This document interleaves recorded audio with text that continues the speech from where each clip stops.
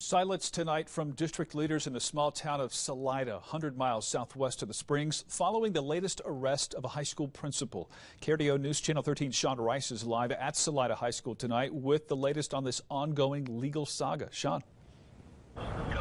Yeah, Bart, Salida police officers arrived here at the high school yesterday to serve a search warrant for Talmud Trujillo's phone.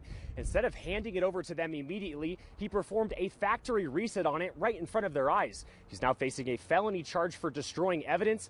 That warrant related to another incident that happened here at the high school in September.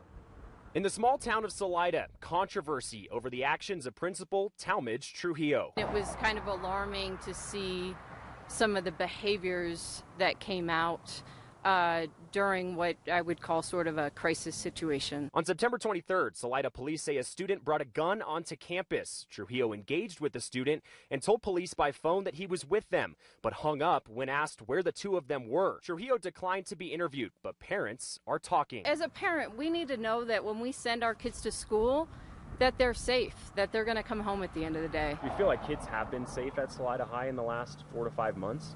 It is my opinion that they have not. And I think that was proven in the initial incident in September because the processes weren't followed. The processes that are there to keep them safe were not followed. There are also questions about the actions of Superintendent David Blackburn that day. We reached out to him with no response, but court documents say he wanted to take over as incident commander that day and that he expressed a dislike for police. We need to be reminded that the law enforcement is there to keep our kids safe. They did show up with an intent to keep our kids safe. That was, in my opinion, their sole intent. And I was worried that the leadership had different intentions.